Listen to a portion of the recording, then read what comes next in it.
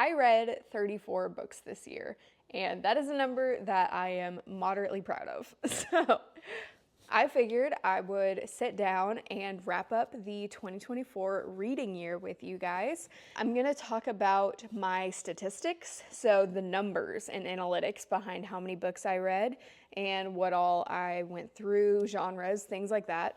We're gonna dive into some just like personal reviews of some of the books that I've read.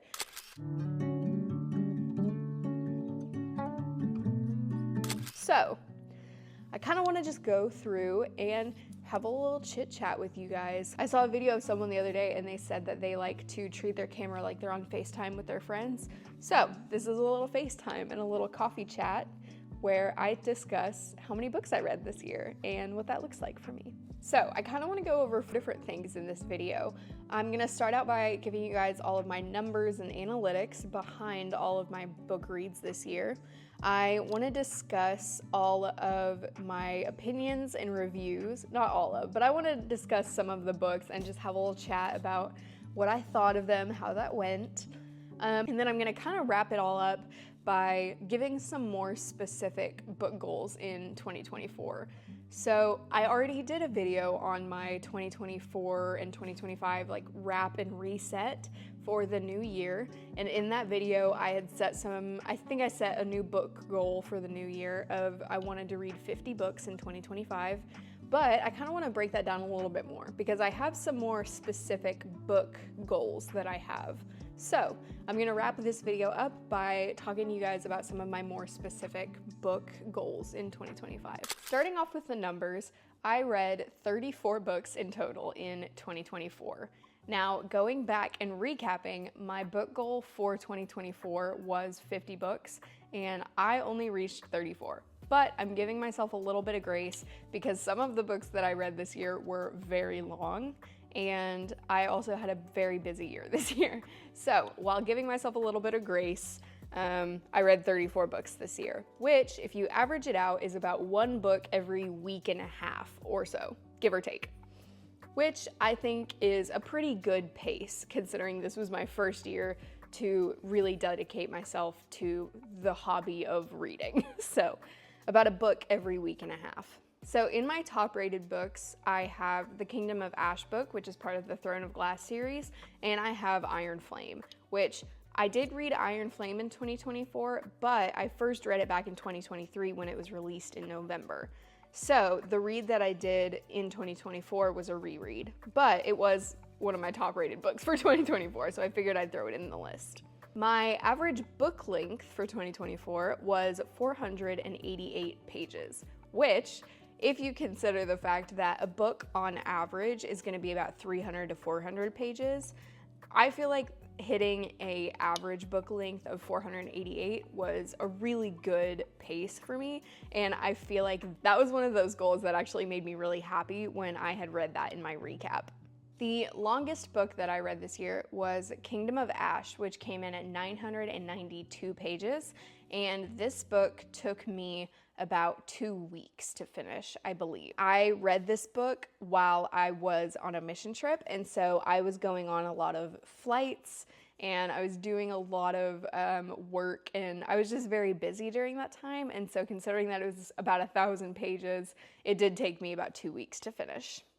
The shortest book that I read in 2024 was 136 pages, and this was Enjoying the Gospel by Eric William Gilmore. This book was recommended to me by a boss of mine, and he had said that this book really helped his relationship with Christ. I read this book in probably about a week. I did about a chapter a day, and I want to say there's only about 7 chapters in the book. It's a really good book, though. Now, I am not including, is it this one? Yes, Men Without Women by Ernest Hemingway. Started reading this probably back in November of 2024, so I've had this book for about 2 months. And this is a collection of short stories by Ernest Hemingway. So there is about 14 or 15 short stories in this book. Now, I have read probably about 5 of them already. So I'm about a third of the way through this collection of short stories. Now, if you're considering all of this one book, I have yet to finish it. But if you're considering each little short story, then I have read a lot shorter books in 2024. This is a total sidebar. I feel like I have to include this in my 2024 reading wrap. In 2024, my dad, for Christmas, got me a book embosser. And so it is this little machine that you stamp onto books, and it imprints the book with your name, whatever you want it to say. It can have an icon. And so now all of my books say that they are from the library of Kinley Rogers, and they have my little initial on it. And I just think that's so cute.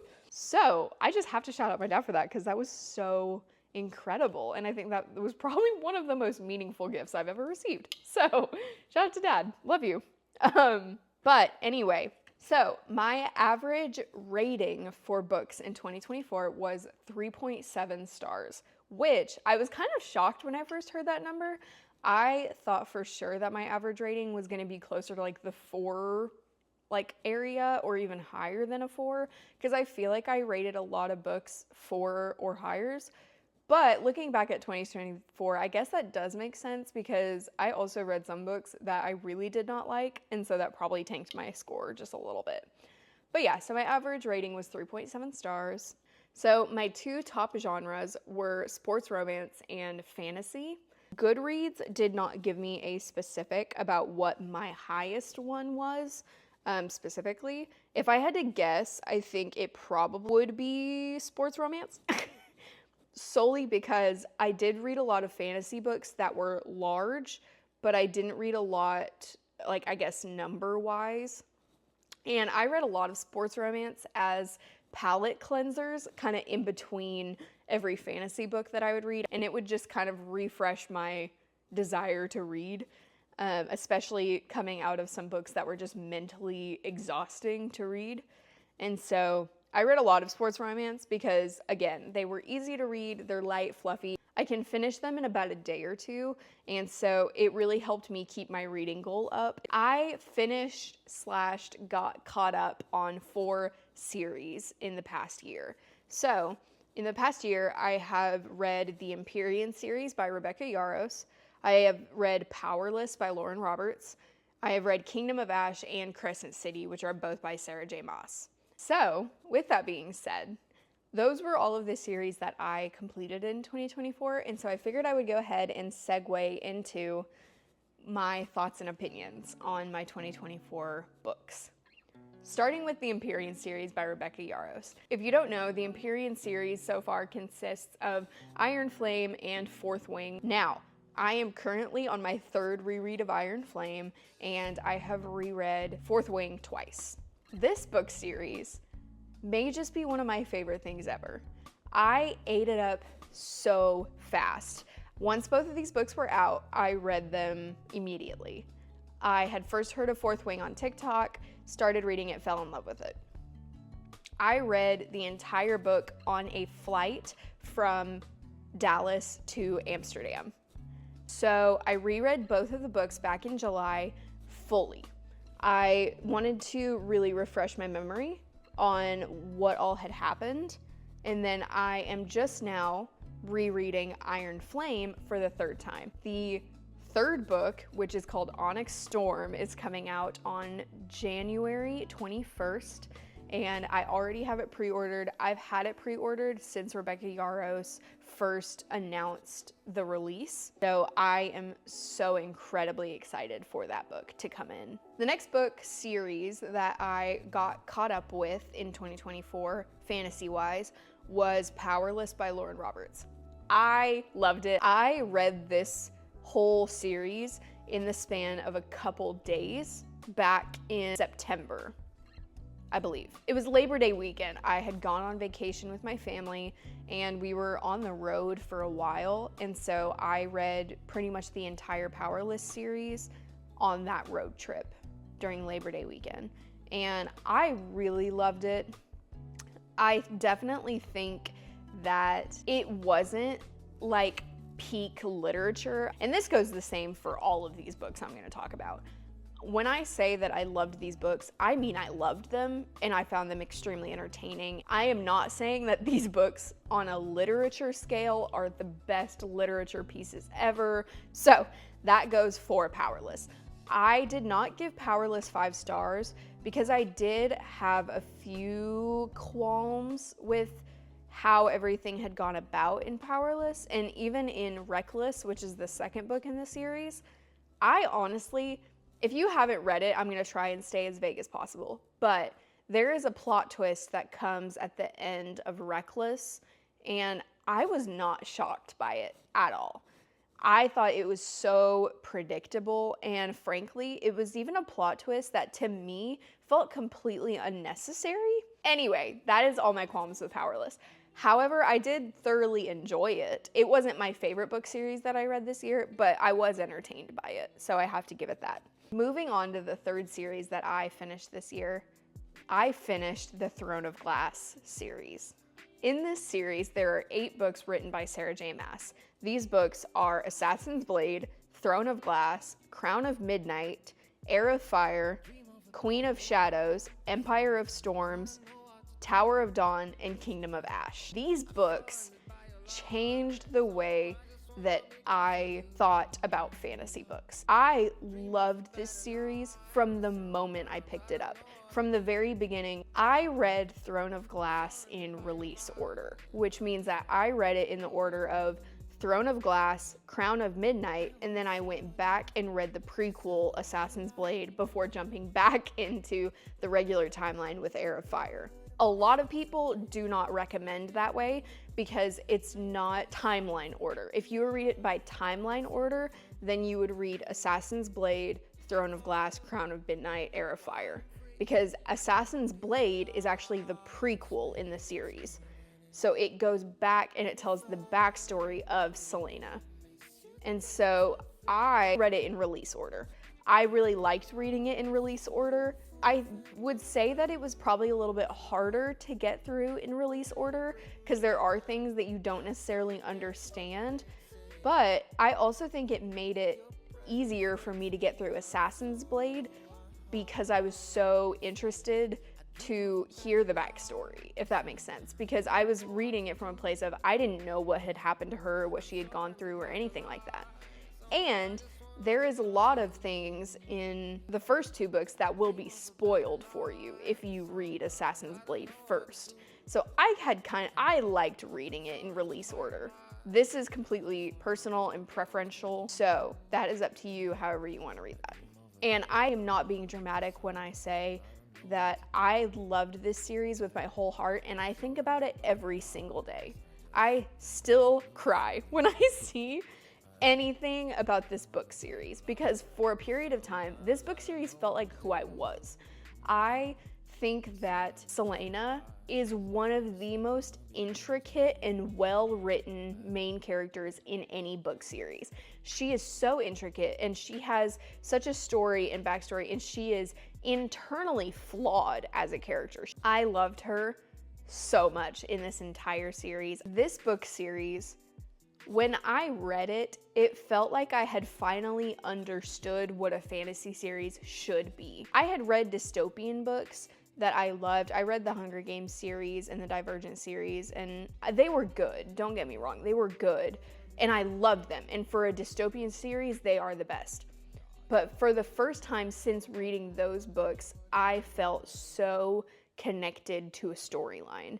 And I truly read the Throne of Glass series, and I feel like now I measure all fantasy books up to that series, and I have yet to find something that even holds a candle to it. I have to move on or I will continue talking about this for the rest of the video. I rounded off the year by finishing the Crescent City series by Sarah J. Maas. I really loved this book series, and I feel like I wasn't expecting to because I feel like all I have seen from people about that book series is very negative. I have nothing but love for the Crescent City series. There are some things that maybe I would have done differently, but it does not change the fact that I really loved the Crescent City series. So I actually read the first 2 books partially on an audiobook format. During that time in my life, I was actually doing a lot of road tripping. I was driving back and forth a lot between my home, which is where I am now, and my school. And that's about a 2.5 hour drive. And I was making that drive, it felt like every other day, but I was driving a lot and I was just very busy. And so those first 2 books I listened to the graphic audios for, and it really helped me get through it. If you guys want to check out the graphic audios for those books, or just graphic audios in general, I would highly recommend the brand Graphic Audio. I think that their audiobooks are some of the easiest to get into, and especially if you're easily distracted with audiobooks, these audiobooks are insanely easy to follow along with and stay interested in. So I will link the description down below for Graphic Audio. With that being said, I finished the last book in the series on paperback format, and I really loved this series. And I personally loved the main character, and I think that's why I connected with the series so much.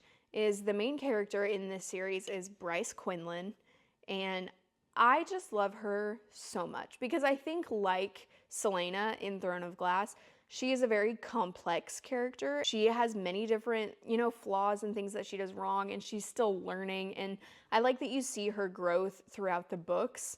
And I think for the series being as short as it was, I do think she was a very in-depth character.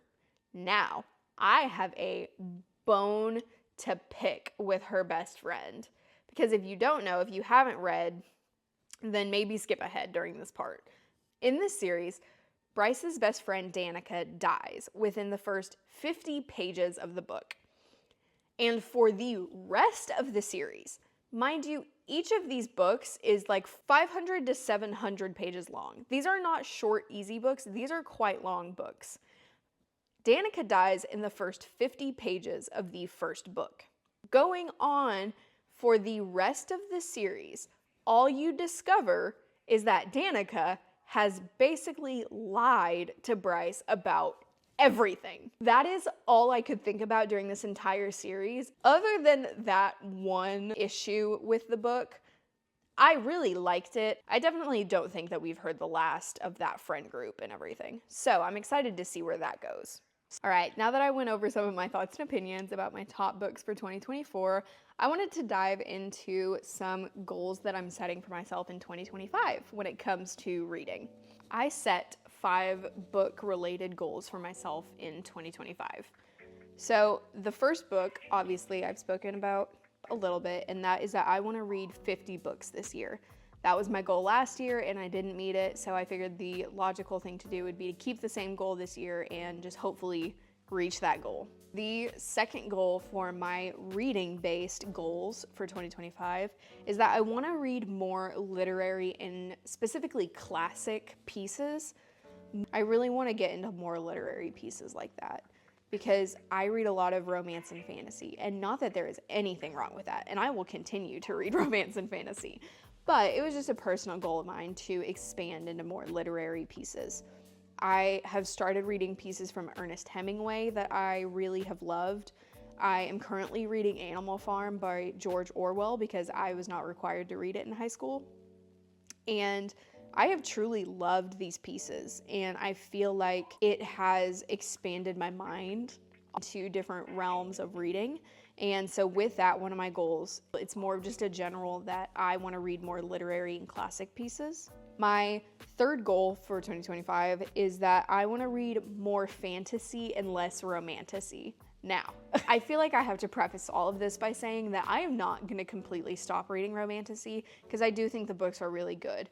I just personally want to expand my own reading library a little bit more. And to me, that looks like reading more fantasy. So along with that, there are a lot of fantasy books out there that have more fantasy systems and are more strict. And I think that I can gain a lot from those kind of books. So I want to read more fantasy books that are more strictly about the fantasy. The fourth goal that I have is I want to be more selective with the books that I read when it comes to my relationship with Christ. And I know that that seems like a really weird goal, but this is something that going into 2025, I really feel called to heighten my standards for the books that I'm reading. So that's just me trying to be transparent about I don't want to continue feeding my mind things that are not of Christ. So with that being said, I just want to be more selective and a little bit more cautious about the books that I'm reading and the content that I'm taking in as a Christian. The fifth and final goal that I'm going to try and stay consistent with is I want to read more short stories. I have already talked a little bit about how I want to read more literary pieces, and some of that has meant reading more short stories, like this collection of short stories from Ernest Hemingway.